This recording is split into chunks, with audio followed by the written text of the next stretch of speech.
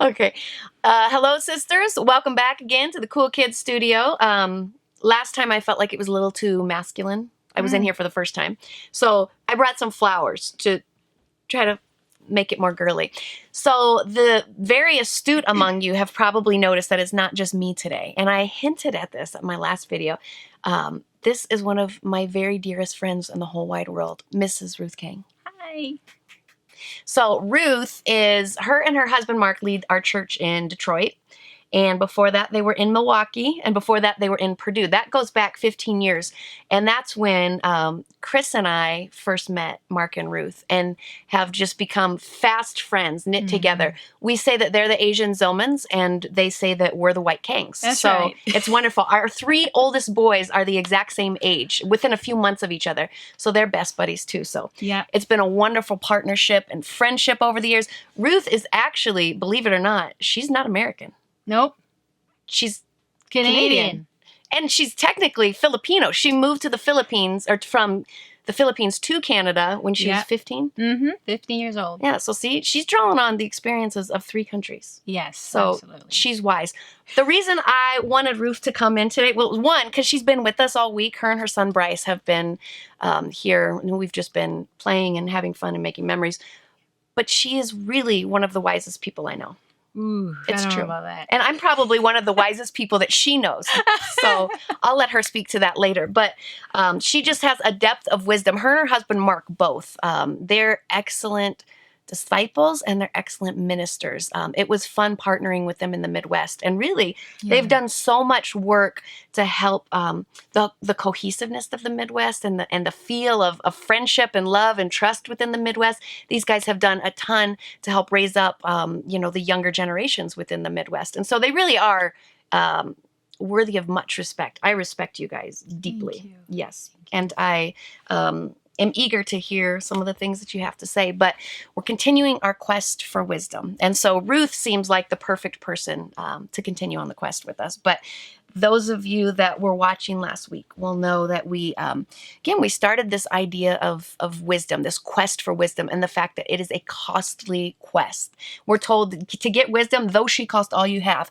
So wisdom doesn't come cheaply. It's an expensive quest. We looked last week at wisdom's invitation and how she is out vocally and publicly and insistently calling us to come sit at her table and eat from the feast that she's provided from us and learn. But we also learned that Folly offered an identical invitation, an identical call, but her call is empty and it's shallow. It's a parody of wisdom's call, and in the end, it offers nothing of substance. So we're talking about how do we discern between that? How do we be women that go after seeking wisdom and eschew the offer from Folly? One of the big things that we'll talk over and over about in this series that I still don't know how many parts it's going to have. I said that I'm not a planner, so I still don't know. But one of the big things we'll talk about is this idea of humility, because wisdom and humility are tied hand in hand. They're partners. You cannot have one without the other. And it's funny because there's kind of 2 main paths that, as we think about pursuing wisdom with humility, there's kind of 2 main paths that you see over and over and over again in the scriptures come up. And the first is God. How do we pursue wisdom? We seek it out with God, right? We seek it out by running to His Word, by diving in, by dissecting, by looking. We seek it out by praying to Him, by fasting, by going to God and asking for wisdom, which honestly seems pretty intuitive, right? Yeah. He's God. He knows, right? The other part that's not quite as intuitive for us, at least for Americans. I don't know if you've noticed that Americans are individualistic in how we look at things. You might not be aware of that. But we have a hard time, I think, welcoming people into our lives always, right? And wanting that. But over and over and over again in the scriptures, it says, if you want wisdom, you have to have wise people. You can't do it solo. We can't get wisdom on our own. We have to go to people as well as God in order to develop this wisdom muscle in us. Just a few scriptures I want to throw out here. There's many more I could have chosen, but just 3 quick ones, just doing a cursory view through. And these are all in the Proverbs. So I'm hoping you guys took me up on my offer and are starting to write out the Proverbs and are learning incredible things. But if not, go ahead and start. But Proverbs 12:15 says, the way of a fool seems right to him, but a wise man listens to advice. 13:20 says, he who walks with the wise grows wise, but a companion of fools suffers harm. And then Proverbs 19:20 says, listen to advice and accept instruction. Don't just listen, but actually accept instruction. And in the end, you will be wise. So again, these scriptures tell me, these as a handful of many tell me, you can't do it alone, Meegan. If you want to be wise, you're not going to get wise just by sitting in your basement trying to get wise. You need people. And I think people offer us perspective, right? Yeah. They offer us a perspective that we can't gain on our own. One, on just kind of circumstance. And because Ruth can offer me a different perspective because her life is different than mine. She's seen different things than I've seen. So she can bring a different perspective. But then also, she brings a perspective to me about me. I can't see myself clearly. Some things I can, but I have a lot of blind spots. And what's scary about blind spots is I can't see them. So I don't know what they are or where they are. I need others' perspective to give me perspective about myself. So I think these are some of the main reasons God says, hey, again, you can't do it solo. If you want wisdom, you need people. So Ruth, this is where we turn to discussion, okay? So I think given the biblical directive over and over and over again, that if you want to get wise, you walk with the wise. Right. You seek advice. You set yourself at the feet of the wise, and you seek their wisdom, and you pursue it. It's so prevalent in the scriptures, but it also seems to be hard for us. Absolutely. Right? So my question to you is kind of why? One, to you, Ruth the wise. Well, Is it hard for you to want to seek advice, to want to seek others' perspective, and why? Yeah. Well, first of all, I don't think I'm super wise. She is. I land more. That's wisdom. That's humility. I land more on the fool side. When the Bible says the fool makes a lot of mistakes and hurt themselves, that's me. And I think that's where I started. And it was hard for me to hear and get direction, especially when I was a young Christian, because you come from the world and you think you know what you're doing, and then you fall and get hurt. And that's when over again, I banged my head. Yes. And I was like, okay, I can't keep doing the same mistakes. And so for me, it was hard because I am full of pride. I was not self-aware of myself, my weaknesses and my insecurities. And so I needed people to teach me all those things. Yeah. So, Have you grown in it? I think so. I think that, every stage of my life, I think I've grown. I think when I was single, I didn't know what it was like to be a single in the church. Yeah. So I had to learn that. And then what it was like to be married and seek input. I didn't know how to do that either. Yep. And then when I had kids, and now I'm a parent of a college kid. Yeah. So our oldest boys are going to college in a few weeks. That's right. So even now, because I've gone through so many mistakes, that I'm now aware, I need to seek input because I've never been a parent of a college kid. Yes. So even with my kids, I've never been a parent of all these ages. So I'm now learning to, hey, I got to keep asking for help. Absolutely. So. No, that's a great point and I think that's for all of us. We're never going to, even we talked last week about wisdom isn't so much the destination that we arrive at. We talked about fantasy picture books and all that stuff. But wisdom isn't where we arrive. It's kind of the last step that actually equips us then to go on this journey. That's right. And so that's why we need to constantly seek wisdom. I appreciate that point. Yeah. Because I'm always in a new situation. Right. Every day brings new situations. Yeah. Let me ask you this.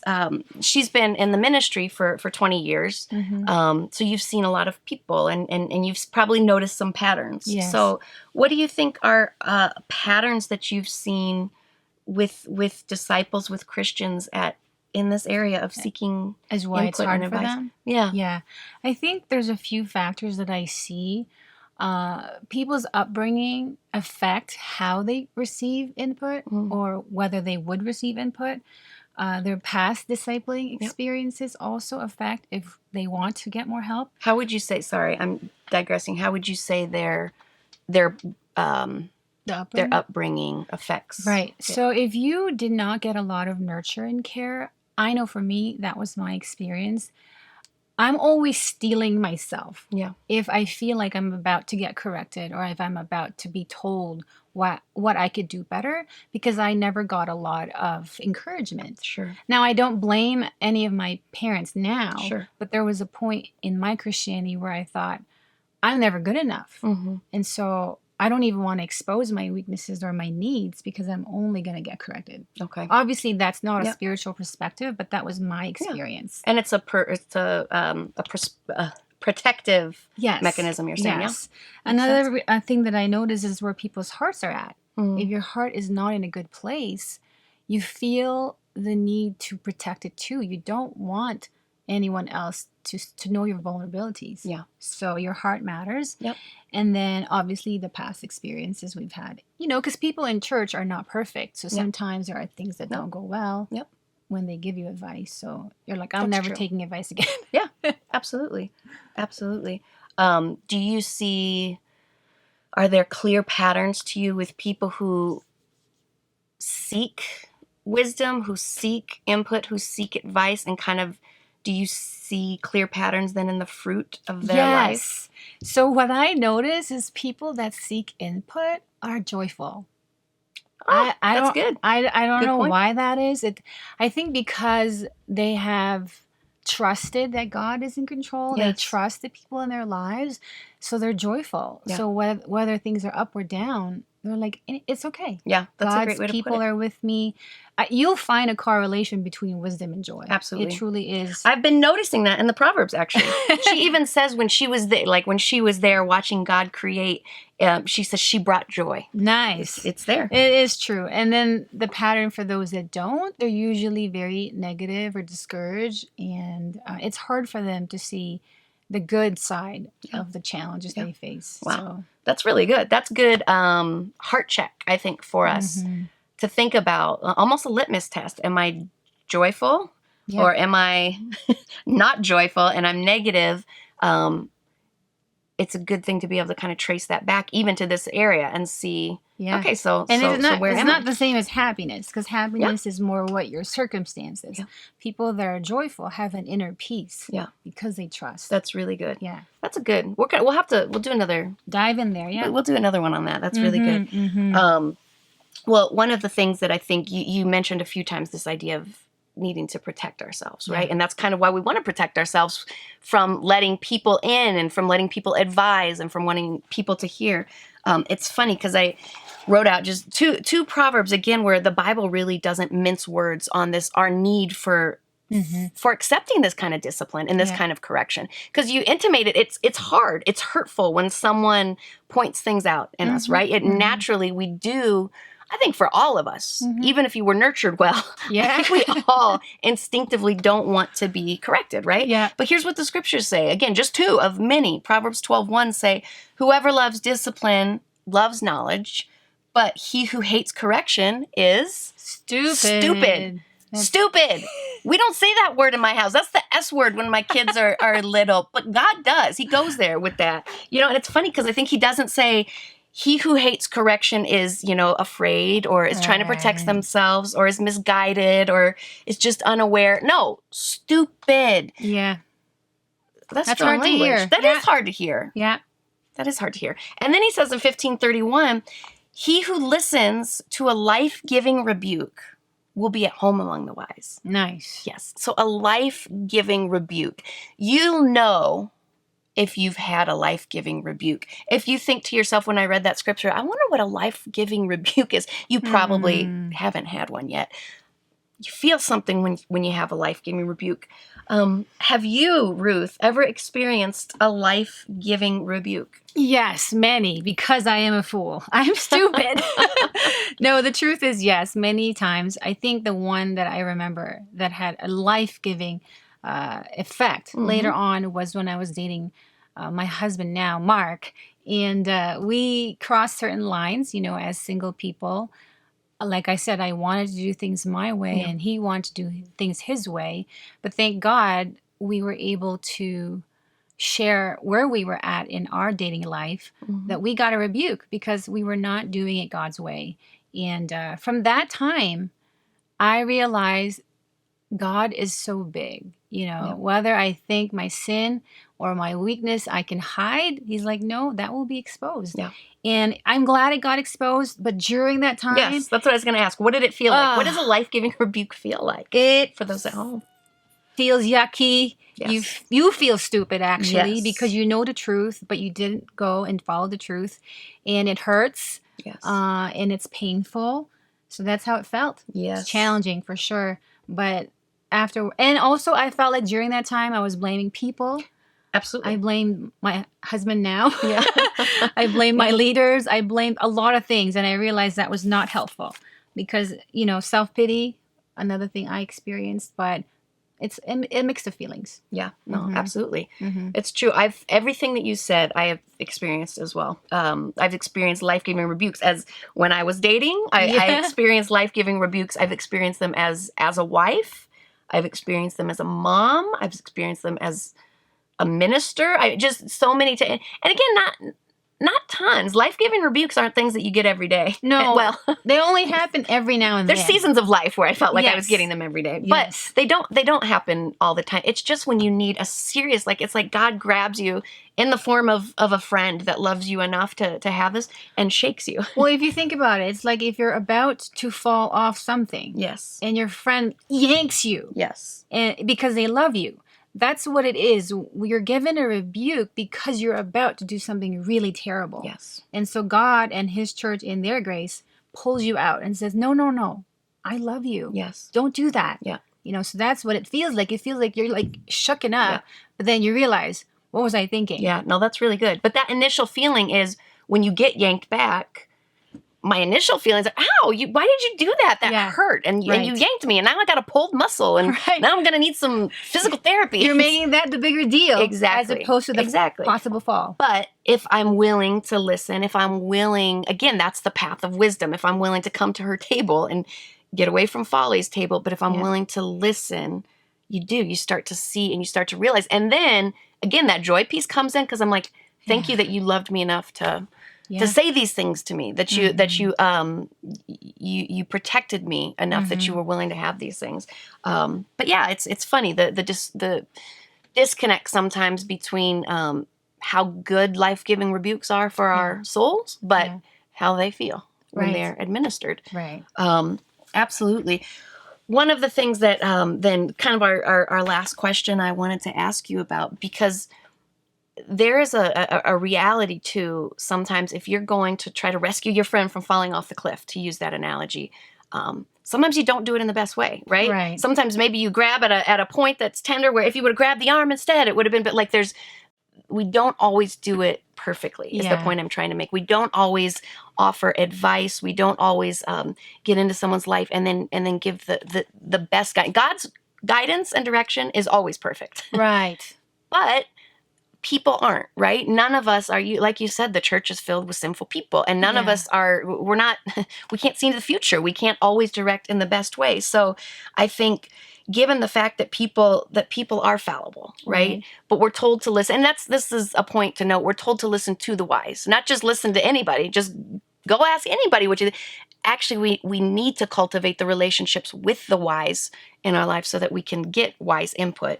A fool can't give me wise input most of the time, right? But even so, the wise that I'm going to ask input of are still sinful, broken people, right? And they're not always going to offer the best advice, the greatest advice. I think perhaps I've seen that at points, and you've probably seen it too. Yeah. In our church, people that initially, that's one of the things I love about our group is we are taught as we study the Bible, we're trained to actually open our lives up, to be honest, to be real, to seek input about our lives, to seek advice. And so we do that. And I think then some people have been hurt in doing that. And I think I see probably a cohort within our church that are a little hesitant, a little guarded, a little afraid to dip the toe back in the water of seeking advice, right? But so what would you say to someone that's on this quest with us to find wisdom, but they're hesitant? They're afraid of opening their lives back up and asking for advice. What would you say to someone that's feeling that? First of all, I think I've been there. I think Meegan's been there. We've all experienced those things. The thing that has helped me is that I need to remember that God is big. Yeah. He's sovereign. He sees all things. And so for some reason, he uses people to help us. Yeah. It's never alone. You're never alone. And so if God wants to use people, that means he is able to work through people. Yeah, that's good. And so I think, and he knows that the people he's using were sinful broken. He too. knows us. Yeah. Yeah, that's so good. God is so big. We really need to realize that he can work around people or through people. And even if you had bad experiences before, it doesn't guarantee you're going to have a bad experience again. Yeah. So you should try it. The other thing that I'm going to say is that if you're unwilling or hesitant to seek input, you have to ask yourself, your heart is not in a good place. Because if you think about it, God, That's really good. yeah, he cares about our hearts. And so, but if your heart is unwilling to let others in, then that means it's getting harder. Yeah. And then I think we forget the enemy. You know, he wants your heart to be secluded, alone, not seeking help, not receiving love. So I think it's not just your own sinful nature. You have to remember you have an enemy that doesn't want you to get help. That's good. And then the last thing I would say is that you should observe other people that don't seek input, because you will see the fruit of their lives. Is that what you really want for yourself? Probably not. Yeah. And so I've seen enough people who messed up their lives because they didn't seek input. I don't want to do that. Yeah. So I learn from them and say, hey, I've seen how they raise their kids. I don't want to do that. So let me seek wise people whose lives produce what the Bible says. Yeah. So yeah, no, that's really good. Those are great points. Mhm. Well, and it's funny because as you were talking, I was thinking it's easy for me. I've been a disciple for 25 years. It's easy for me to play the game of like looking like I'm seeking advice, looking like, oh yeah, I'm an advocate of this. This is great. We should do that. But I need to make sure I actually am as you're talking. But yeah. so we're out of time, so we're going to stop. But thank you, Miss Ruth, for coming in, for talking to us, for sharing your wisdom. See, I know you guys think she's wise, too, as well. But next time, I think we'll probably talk about the connection between wisdom and speech and where we go with that. But thanks for listening, guys, and have a great week. Ruth Kang. Wow.